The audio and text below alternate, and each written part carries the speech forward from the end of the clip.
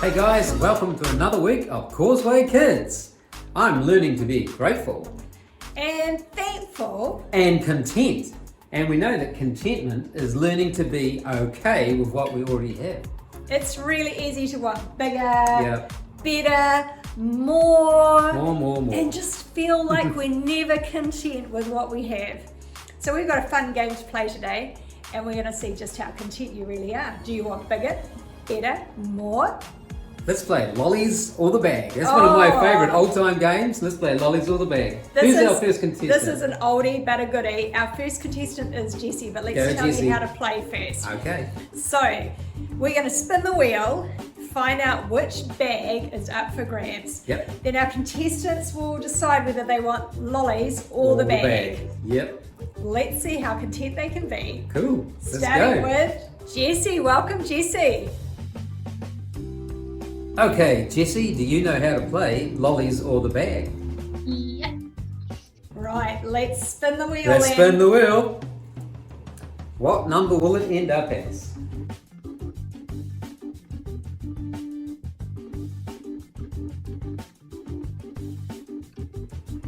And it's number 6. We've got number 6 for Jessie. Okay, Jessie, you get to choose the Lollies or number 6 bag.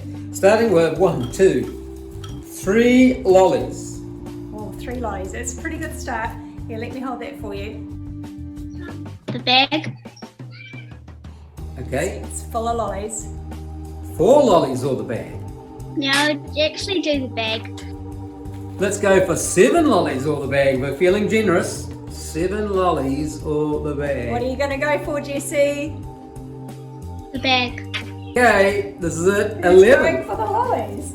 8, 9, 10, 11 lollies or the bag. 11 lollies or the bag, Jessie. What are you going to go for? And lollies. Wow, he went for the lollies. And let's see what bag he missed out on. Number 6 bag, Jessie. What could be in it? Revealed. Okay, so you have missed out on 1 small Moro bar. 1 small Moro bar. Jessie, I think you made a really good choice. Well done, to Sam. go for the lollies. Yes. Our second contestant for today is Savannah. Hi, Oh. Savannah. Hi everybody. Do you, Savannah, know how to play Lollies or the Bag?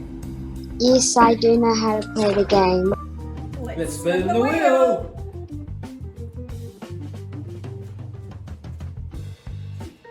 And we're stopping. And you got number 1 bag, Savannah. Number 1. Well, in that case, would you like 1 lolly or the bag? Good choice. 1 lolly or the bag. The bag. Okay, let's moving on. Let's have 2 lollies or the bag. Still the bag. I like it. How about 3, 4, 5 lollies or the bag? The bag. She's still going for the bag. Okay, I'm getting generous. 6, 7, 8, 9, 10 lollies or the bag, Savannah. The bag. She still wants the bag. Okay, this is my final offer. Going once, 11 lollies or the bag, Savannah. The lollies. And she's taking the lollies. Oh my goodness, okay.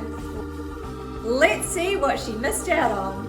Okay, bag number 1 for Savannah. If she'd chosen the bag, this is what she would have got. Okay, and here we have a little stationery pack with some bits and pieces. Nice. We have Jesus Rocks bracelet. We have an eraser. We have a pencil. Oh dear. We have a spinning top. And we have this cool pencil that says Jesus Cares. But you, Savannah, have won 11 lollies. Congratulations. Our next contestant is Liana. What will Liana do? Welcome, Liana. Do you know how to play Lollies or the Bag? Yep. Excellent. Let's spin the wheel. Spin the wheel. Let's do it. And for you, Liana, we have number 5. Number 5 bag. Excellent. Number 5 bag. Well, I'm going to choose to give you 3 lollies to start this ball rolling We're here. starting a little bit higher. 3 lollies or the bag. Probably take the bag. Just going for the bag. Okay, hold that. Let's move up. 4 lollies or the bag.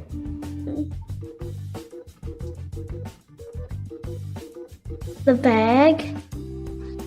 Oh, 1 more. We're running out of lollies here, Liana. Don't know how long he'll carry on for. 5 lollies or the bag. The bag. No. She still wants the Okay. bag. 6, 7, 8, 9, and 10 yummy lollies or the bag. Bag. And She's chosen the bag. let's have a look and see what's in the bag. Yippee! Number 5, Liana. Shall we open it or should we just leave everyone Oh, in suspense? no, I'm too excited. Let's open. I want to know what's in it. Might be. What did you think it was going to be? Hope it isn't a bunch of worms. Let's hope it's not a whole lot of worms. I'm with you, Liana, on that. Okay. I'm a bit scared. What if it is worms? Oh, those aren't worms. You've got okay. a great prize there. Looks like you've got a movie night package here. We have popcorn. Yum. We have 10 lollies. 10 lollies. That's better than what I was going to give you. And we have 4 little crunchy bars. Oh, sweet. All ready for a family movie night. Congratulations, Liana. You made the right choice. Excellent. Well done. It's pretty fun to play games like that, but it's also fun to get into our worship. So let's worship God like we've won a prize, because we have. Worshipping God is awesome.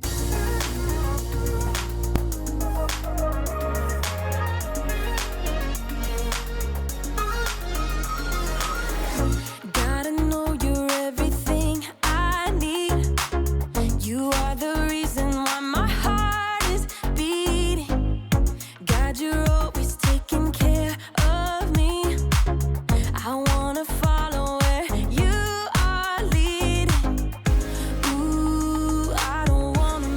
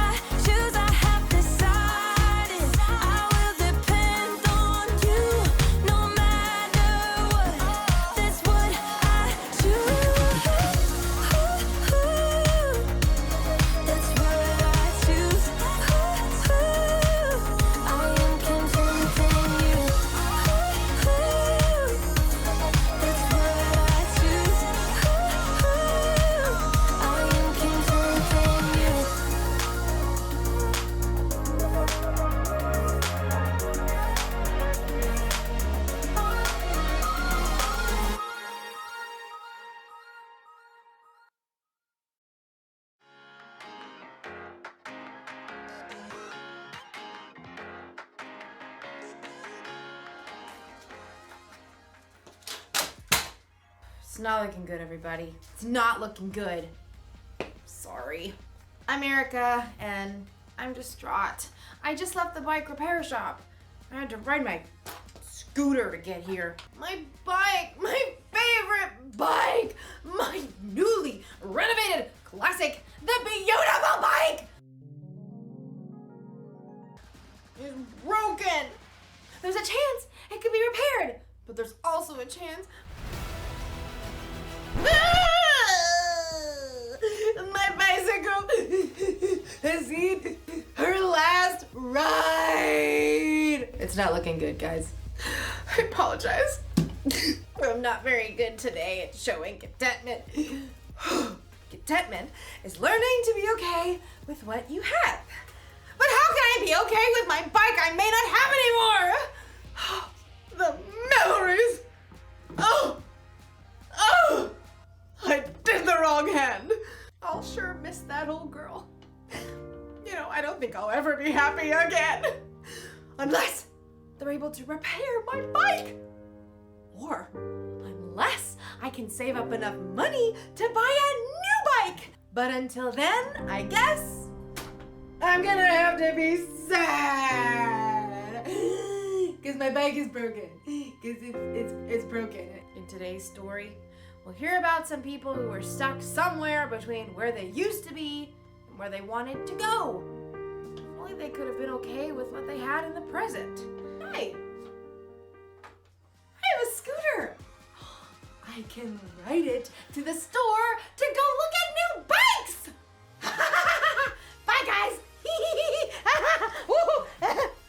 Store is the other way. The Bible.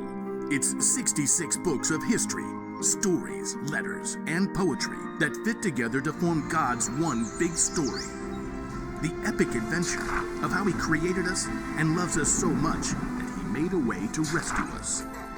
As we travel through the Bible, from Genesis to Revelation, we discover people who met God and found their lives changed forever. Now, for an amazing story. Inspired by the book of Exodus, chapters 16 and 17. The Israelites had lived as slaves in Egypt for hundreds of years, but God worked miraculous signs and parted the waters of the Red Sea to lead them to freedom. Sing to the Lord, He is greatly honored. He has brought Pharaoh's horses and chariot drivers into the Red Sea. God's people were free. But it didn't take long for all that singing and celebrating to turn into whining. The Israelites complained to their leader, Moses. You must want all of us to die of hunger out here. Yeah, we had it good in Egypt. All the food we wanted. You do remember you were slaves, right? But we had so much meat we could barbecue every day. The people continued to grumble, so Moses took their complaints to the Lord. The people don't trust you to give them food. I will rain down bread from heaven for you. The people must go out each day. Have them gather enough bread for that day. Moses and Aaron called the people of Israel together to share God's words. Come to the Lord. He has heard you speak against him. As Aaron spoke, the glory of the Lord appeared as a cloud in the desert. Once again, God spoke to Moses. Tell the people, when the sun goes down, you will eat meat.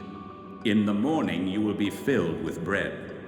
Then you will know that I am the Lord your God. Moses and Aaron told the people everything that God had said. In the evening, you will know that the Lord brought you out of Egypt, and in the morning you will see the glory of the Lord. He will give you meat to eat in the evening. He'll give you all the bread you want in the morning. Ha!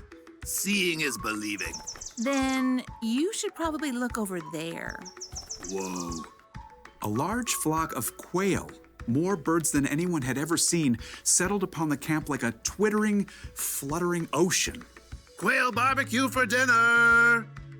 That evening, everybody in the camp ate their fill. And in the morning, heavy dew settled on the ground. And as it dried, it left something behind. What's this? Looks like snow. Like what? The stuff that falls on mountaintops. Flaky, white, tastes like honey. This is manna. It's the bread the Lord has given you to eat. Gather only as much as you need for the day. What about tomorrow? Don't keep any of it until morning. God will give us what we need then. The Israelites gathered up the manna, sharing until each family had enough. Manna cakes, manna pudding, manna tostadas. Manna and quail pizza. Some people disobeyed God and tried to keep leftovers until the next day. Ew. But any manna kept overnight, filled with maggots. As long as the Israelites stayed in the desert, the Lord provided fresh manna for them to eat every single morning. Time to move camp. The Israelites soon moved to their next camp in Rephidim, and although manna was plentiful, fresh water was not. Seriously? I am so parched. Even though God had worked miracle upon miracle and provided food from nowhere, the Israelites still panicked. They turned on Moses once again. Give us water to drink right now. Why are you arguing with me? Don't you trust the Lord? Why did you lead us out of Egypt? At least we had water there. Now we're all going to die of thirst. The Israelites were so angry, they actually picked up stones to throw at Moses. Frustrated, Moses cried out to the Lord. What am I going to do with these people? They're ready to kill me. Go out in front of the people. Take the walking stick you used when you struck the Nile River. I will stand there in front of you by the rock at Mount Horeb. Hit the rock, then water will come out of it. Thank you, Lord. Moses called the leaders and the people of Israel together. Come up with me to the rock at Mount Horeb. The huge rock overshadowed Moses as he walked beneath it, walking stick held high. Now see what God will do. Moses struck the rock. Immediately, God caused cold, clear water to gush from the rock, forming a rushing stream below. Not bad. Yeah, I guess it beats Egypt. For now. Over and over, God showed that he would care for his people. But still, the Israelites were tempted to long for what they had before, in spite of their newfound freedom.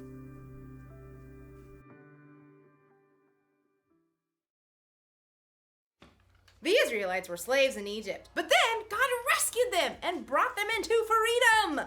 You'd think they would be overjoyed, but instead, they whined and complained about what they didn't have. Now, it's easy for us to look back at the Israelites and think, how could they act that way? Didn't they realize what God had done for them? But the truth is, we can sometimes whine and complain when we don't immediately get what we want. Sometimes we look backwards, like when we start a new school year. My teacher last year didn't give us much homework.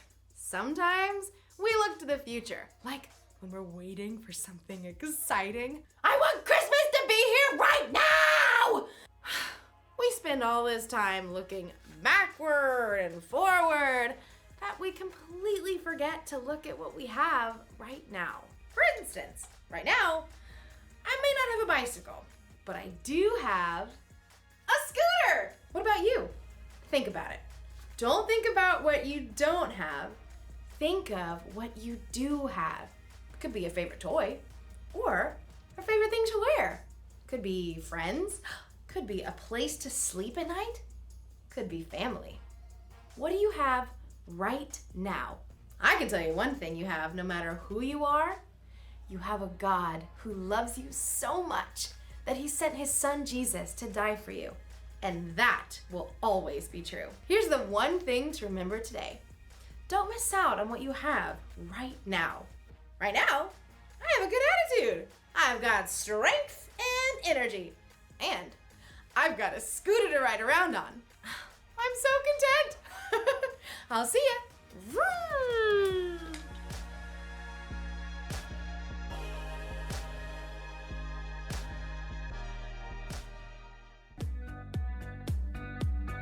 What a cool story. That's really neat how God provided in the desert all the things they needed, their food and their water, everything they needed. Yeah, sometimes I forget to see what God is doing good things in my life. And that reminds me, don't miss out on what you have now. That's a really good thing to remember. And so for our present idea, our gift idea for this week, I thought, let's look to see what we already have already. So I looked in the pantry and I found baking soda and I found corn flour, and that is really good for making white modeling clay. Oh. White modeling clay can be used for making Christmas decorations. I'm going to use it to make a nativity scene. So you need 1 cup of corn flour, 2 cups of baking soda, and 1.5 cups of water. You mix it all together, heat it up in the microwave slowly and mix it up, and you get this amazing modeling clay. Let's see how it turned out.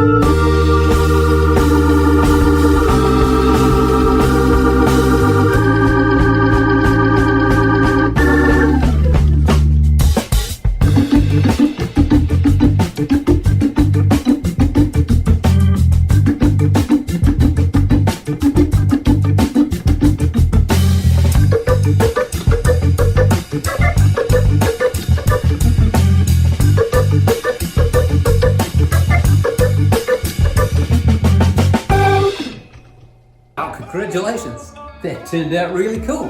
Who would have thought a couple of things from the pantry and a bit of paint on it could turn out so neat? Yeah, I was pretty happy with it.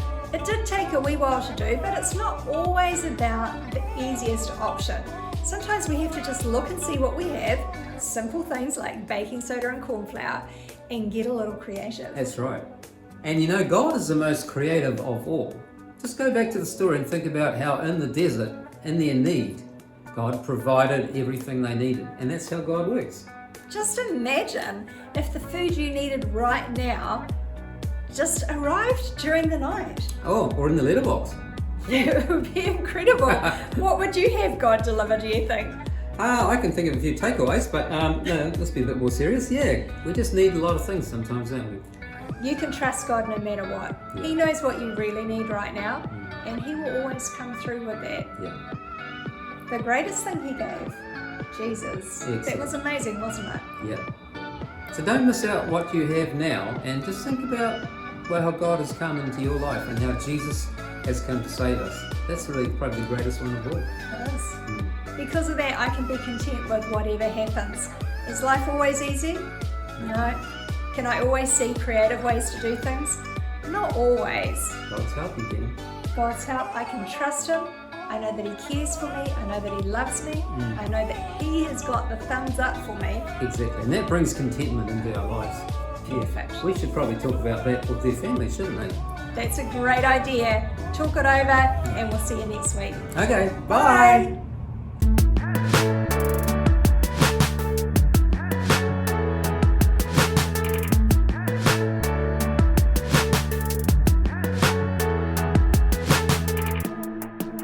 TV screens and magazines always try to sell me things, from bicycles to shiny rings. And they say, hey, check out this brand new fan. It's something that you gotta have. They kinda make me wanna laugh. Cause contentment isn't found in possessions. I think they've got the wrong impression. I try to focus my attention on the fact that I'm blessed and everything I've got is all I need. I'm taking steps back to see things differently. Everything I've got is all I need, is all I need. Hey, I must admit that sometimes I want what my friends have. It's easy to do that. I try to keep myself from losing sight of where my joy comes from. Cause contentment isn't found in possessions. I think they've got the wrong impression. I try to focus my attention on the fact that I'm blessed and everything I've got is all I need. I'm taking steps back to see things differently. Everything I've got is all I need, is all I need. Everything I've got is all I need. I'm taking steps back to see things differently. Everything I've got is all I need, is all I need. Video games and nice clothes.